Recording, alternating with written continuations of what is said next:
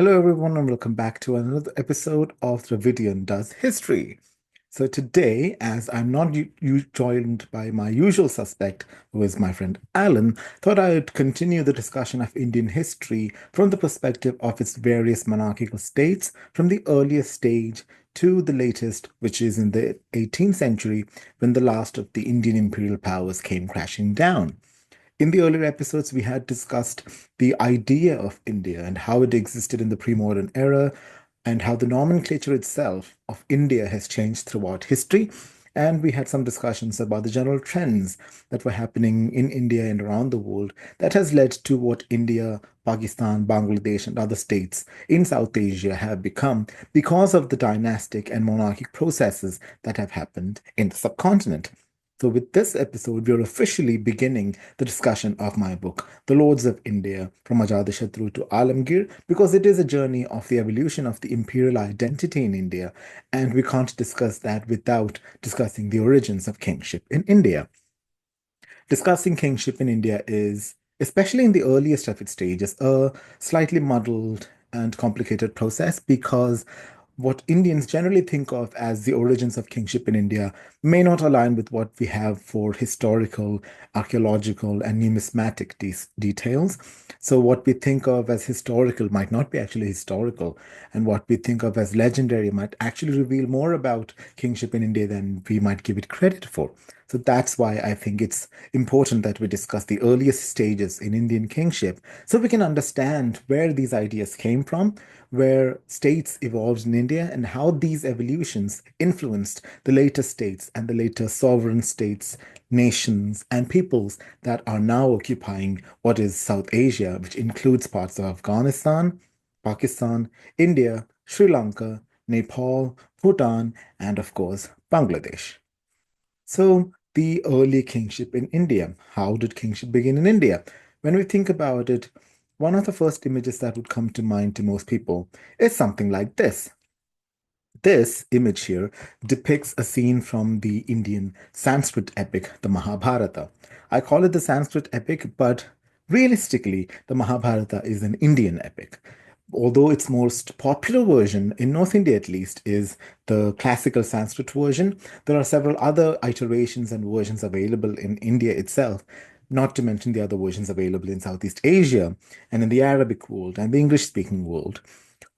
Most of these versions align to a certain kind of period and dynamic, which tells the story of a dynastic struggle between two factions of the same family in the kingdom of Kuru, and how these different factions fought against each other for the control of the kingdom of Kuru, of the Kurus, on a battlefield called the Kurukshetra. So, while the story itself is mythologized and it's part of the living religion of Hinduism in India, and as part of the cultural fabric, the ideas that we think these stories are telling might not be what they were actually telling us, because the Mahabharata story evolved over at least 1,000 years in its earliest stage and was only consolidated into a proper classical Sanskrit text by the 5th century CE. And it took about those 1,000 years to evolve from what it had earlier been, which is a bardic poetry tradition where bards or singers traveled around the various cities and villages and sang these songs that they had composed about this uh, climactic or epical battle that happened a few centuries ago in their minds. And they were telling the people about these instances and these occurrences and teaching people philosophical aspects, teaching them about good and evil and the actions of kings, of the actions of educated people, the actions of women, the actions of karma, dharma, and all of these concepts. These were being preached by these bards and singers, and the Mahabharata and the Ramayana were used as vehicles for channeling this information. Does that mean that that did not happen? Does that mean the Mahabharata battle, that is the core of this text, did not happen? Generally, academics, not theologists, I mean academics, agree that some form of battle did take place in the earliest stage of Indian culture, and that that cultural memory was then put into this poem and that it evolved over the several hundred years from about the first millennium BCE to the middle of the first millennium CE, and the story evolved and it grew in the telling. And events that took place in a semi-tribal, early stage city-state period where tribal leaders and chieftains fought against each other got transformed into this story of huge kingdoms and huge armies fighting an epical battle that basically meant the saving of the souls of all the people who lived in the Aryavrata. That is the story of the Mahabharata. For those who are familiar with it, it is an extraordinary poem. It is an extraordinary tradition. It is one of the largest epic poetry traditions in the world. It is about 10 times the size of the Iliad and the Odyssey combined. So it is extremely rich, but that richness did not come in one fine day. It evolved over centuries and got redactions and recensions that added more information. So while we can still use it as a conduit for information for the earliest stages of Indian kingship, it is not an accurate representation of the earliest stages of Indian kingship because it evolved for 1,000 years and it was influenced by the periods that it grew up in, and that is reflected in the text that we have today. So don't take the text that we have today for granted. Don't take them as the Holy Bible. It is not. It is a text that has evolved. While we can use certain aspects of it for information regarding the earliest stages of Indian kingship, we can't take it as the Holy Bible in that it is not revealed. It is not the entire truth. It is only part of the truth. And that also applies to the other Indian epic, which is the Ramayana, which also speaks about ideas of kingship and monarchy in India. And people generally tend to think of these rich, opulently dressed people in immense palaces with huge kingdoms being in the mythologized past of India. But that doesn't happen until well into the Common Era. Right. So most of the ideas that we project onto the people who lived in the times of the Mahabharata and the Ramayana was not what their conditions were. These were tribal polities, these were small polities, these were chieftainships, really. And that we have to keep in mind when we are discussing the events of the earliest kingships in India. So while we can use the Ramayana and the Mahabharata and the Rig Veda and the other Vedic corpus as tools for enlightening us about the earliest stages of Indic civilization, they are not to be taken on their word exactly. Just as we don't take the Bible today as exactly the word of history. It is a theological text, it's a mythological text, it's a folk tale, it is at its core historical fiction. That also applies to the Puranas. That also applies to all the other religious texts that are very much alive and being used actively by Indic peoples. They are historical fiction materials that were created at their time to give the ordinary people a sense of history without telling the exact facts. Just as much as a movie like Jodha Akbar or Chhawa or a Padmavat do the same thing. It's a different medium, it's a different time, but they are doing the same function, which is to tell us a general narrative and instill in us certain ideas without giving us the exact historical context or information because they're trying to tell a narrative. They have their own agendas. So keep that in mind when we're using any of these texts as information regarding the earliest stages of Indic kingship.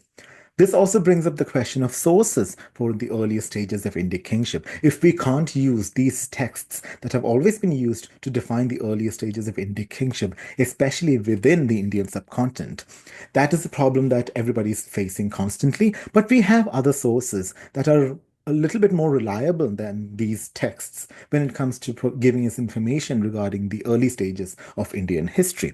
For example, there's archaeological evidence that have come to light, particularly in the last 10, 20 years, as we are able to gather more information from digs, from excavations, from scientific methods that give us more accurate information. And then based on the contexts, based on clues that we can accrue over a period of time, based on other textual studies, different fields coming together, numismatics, which is the study of coins, all of these informations provide us with a larger picture that even these texts are not entirely able to provide.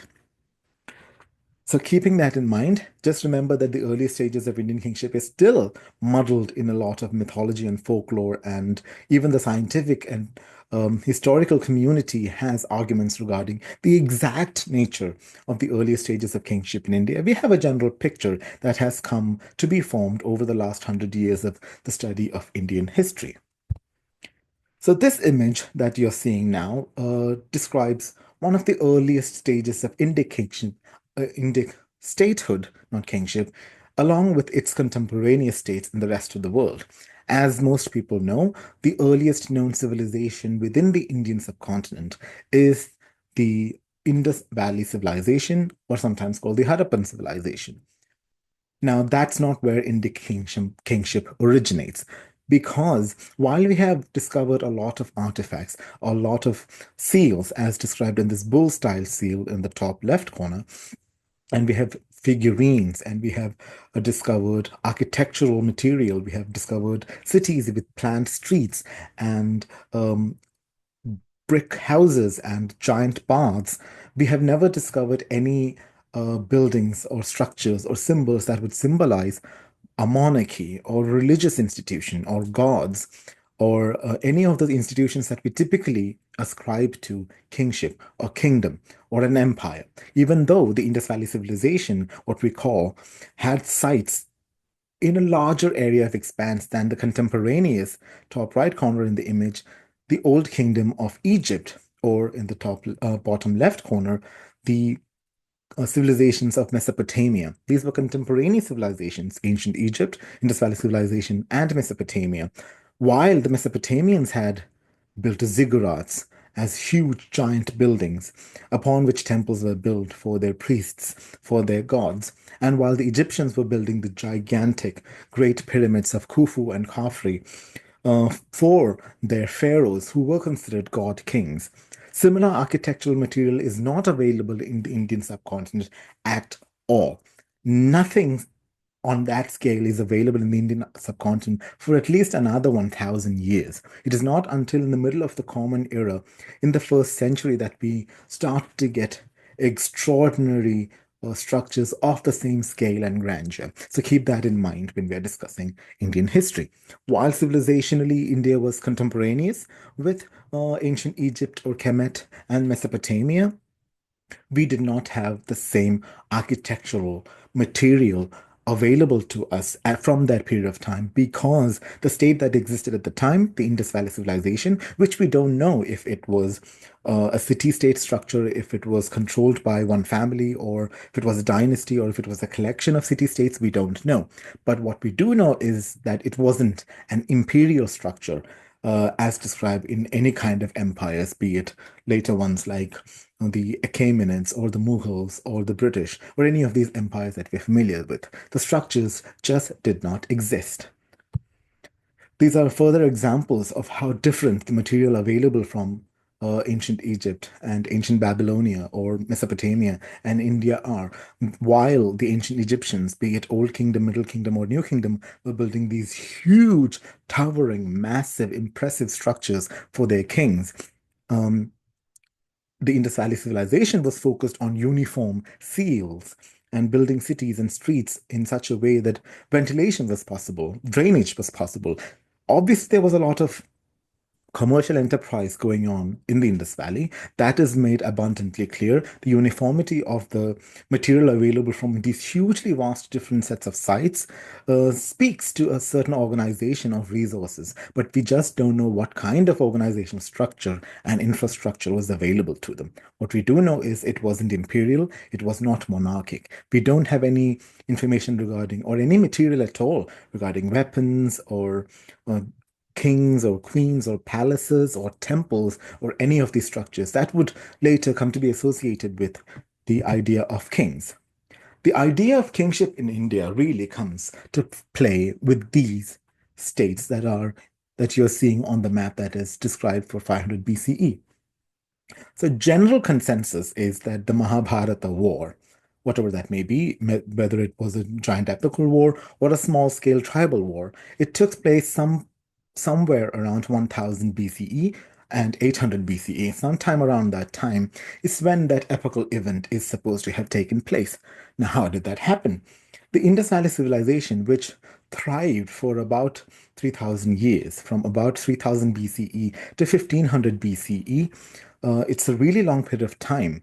And it was not uniform throughout the entire period of it, but during that time it thrived and then it vanished into the dusts of time. We are not entirely sure how. The most logical arguments include overpopulation, deforestation, climate change, the route of the Indus River or any of the rivers associated with that civilization changed, and it affected the ability of the civilization to support itself. And then the peoples who were living in this civilization slowly moved towards the more fertile Gangetic plains. And once the structure of the Indus Valley civilization collapsed, the civilization itself fell into nothingness, just as what happened to the Mughals in the 18th century. Once the imperial structure collapsed after the death of Aurangzeb, the empire fell into parts, and then different states formed, and then regional powers came, and the people went their separate ways. That's what happened. It is around this time that the Rig Veda was first written down, and the first stages of that literature comes into the Indian subcontinent around this time. Generally, it is considered as a movement of peoples. Some people take objection to the term the Indo-Aryan uh, migrations. It was not, as has earlier been cited by British academics, especially, an invasion of Indo-Aryan peoples or a group of ethnically separate people.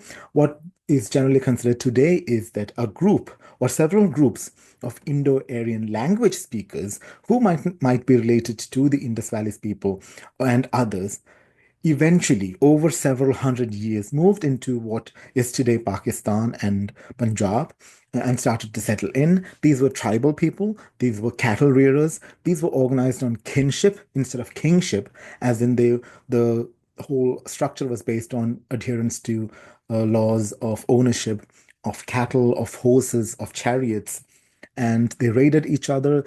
And it was a heavily ritual-based society. And that's where the Rig Veda and the later Vedas come into play, because these are the stories that these people told each other. And the rituals that they had were a way to organize their society. They considered themselves to be the Arya. They described themselves as the Arya, which is separate from the peoples they came in contact with within the Indian subcontinent. They were unfamiliar with a lot of Indic ideas like elephants and rhinoceroses and a lot of the plants, but they were familiar with more Central Asian ideas like the mountains and the rivers and the horses, which are so abundant in the literatures of the early Vedic people, but absent from most Indic societies up to that time. There is no evidence to support that the Indus Valley people were familiar with horses, but they were familiar with elephants and rhinos and all these Indic beings, while the Indo-Aryan language speakers weren't. And it is only later, as they integrate into the Gangetic plains by the middle of the first century BCE, um, first millennium BCE, that they come into contact with more Indic ideas. And this is represented in the Mahabharata text itself because it speaks a lot about the clearing of forests for the building of the city of Indraprastha, which is again an example of an earlier idea surviving in the text from a later period, because these people, as they moved in, these Iron Age people with their iron made weapons and their bows and all these chariots on their fast moving horses, were able to move into and settle in these areas, use the people from the later Indus Valley civilization, and the people who already lived in the tribal polities and tribal communities within North India at this time. They all integrated with each other and were able to influence each other's languages and cultures and ideas. And that's how we get the first blossoming of a truly Indian culture. That's where the Vedic corpus, the four basic Vedas, are created and propagated, and the ideas of the Varnashrama Dharma, which is the four stages or four levels of organizing society, come into play, because the Aryas consider themselves above everybody else. So they place themselves with the Kshatriyas at the top, then the Brahmanas, then the Vaishyas, then the Shudras. The Shudras being the lower common group of people, the Vaishyas being the tool makers and the craftspeople and the like, and then the Brahmanas, who were the ritual purists and the priests And then at the top were the Kshatriyas, who were the warriors at the earliest stage. But eventually, by the middle of the first millennium, the top two order flipped, where the ritual purists, the ritualists, gained upper hand because they were able to legitimize these Rajans and the Maharajans, who were tribal chieftains, and were able to offer them their services for the rituals by, legitimizing their conquests of regions. And thus the Brahmins came to be on top. And then the Kshatriyas, then the Vaishyas, and the Shudras. And then there were the Dasyus, or the untouchables, who were again the tribal people who they had come in contact with in the Indian subcontinent, and the people who did menial jobs, who were outside the Varnashrama Dharma system. They were not integrated into the society. And this is evident within the Vedic texts themselves. When you read them, it is very evident. And these were people who worshipped elemental gods, just like their cousins in the Indo-Iranian group or the Indo-European peoples, like the Norse and the people of the Mitanni and who were in Turkey, and they all had shared ideas of gods. I mean, you look at the language structures as well, they're very similar. Anybody who studied English literature knows these things, how Pitra, Bhratra, Matra or Mata, and all these Sanskrit sounding words are similar to mother and father and brother in English and other Germanic languages because they come from the same root. I'm not a linguist per se, but I have studied all these things. And if you want to gain more information about them, there are lots and lots and lots of academic papers and videos available for you to study all this. So by the middle of the first millennium BCE, which is 500 BCE roughly based on this map, you can see that certain centers had evolved where certain tribes had located themselves and had started to set up little states. These were city states in the beginning, small communities, and as they settled in, sedentary agriculture took shape, and there were surpluses. And then people started accumulating wealth, and certain people, especially the Kshatriyas, started to accumulate more and more wealth. And that's how the concept of kingship first evolved in India, where people who were able to manage and control the resources came to be more powerful than the rest of them, and they were allowed to keep their possessions and their power because they were able to offer protection to the others while they engaged in their crafts, while they engaged in agriculture, while they engaged in the regular day life and provided services for everybody else. So the Kshatriyas were able to protect these people. And this protection racket, these thugs, then became the rulers of small little communities and then small little states and then small little countries. And the Brahmins, not doing any actual physical labor, they were the ritual enthusiasts. They were the soft-hearted, they were the soft, not soft-hearted, they were the soft-shelled people who provided legitimacy to these rulers by providing them with, oh, sorry, by providing them with the legitimacy required to attain this position, saying that these were people ordained by the gods to be taking this position. And that's how the earliest states form in India. And as you look at the map, there are several of them that are familiar to us now through the Mahabharata and other texts, including the Kuru, the Panchala, the Kosala, the Malla, Kashi, Shurasena, Matsya, Avanti, Chedi. And you'll notice that most of them are concentrated in the north of India because that's the region that they had been able to expand to at this point, because it was more accessible to the iron weapon wielding chariot riding peoples. The rest of India was still significantly more forested and it was harder to get into these areas, and they were still building up roads and communications to be able to manage these spaces. So it is at this stage that the earliest states and kingdoms start to form in India. There is an idea that the Mahabharata war was significant in the elevation of the Brahmins and their rituals because the Kuru kingdom came into power through this climactic event where two sides of the dynasty fought each other, and the side that won heavily favored Vedic rituals, and they used the Brahminic infrastructure to elevate themselves from the rest of the kingdoms and position themselves at a higher position than the rest of them and the previous dynasties. And thus, getting the support of the political class, the Brahmanas, helped shape the idea of the early Vedic culture, of the rituals like Ashwamedha and Rajasuya being elevated. And that elevation helped the Kurus gain more control and more prestige among the ranks of all the tribal communities and states that were forming. And that's how the Kuru kingdom first expanded in the region, which is today Haryana and Delhi and all that area. And then that's how the idea of Hastinapura and Indraprastha being extraordinarily wealthy and powerful cities come into being. And then by the middle of the 5th century, things start to change, where this collection of smaller states, some of them had taken kingship, the others had started to become more republican in that land owning families joined together into units that were semi democratic, into unions, and became Ganasanghas, where meetings were held by the collection of these landowners and decisions were made instead of the monarchical system where one family controls all the resources and everybody turns to them for, decisions about the kingdom. So that had evolved by 500 BCE, roughly. The 6th century BCE is where this slowly starts to ferment. And then what happens is certain of these Mahajanapadas, or small city states and early kingdoms, start to get the idea that maybe I can control more resources, especially through the riverine trade in the Ganges and its tributaries, if I'm able to control more land. And they start conquering each other. And that's how the first actual Indic monarchical state with evidence in historical as well as Puranic documents come into existence.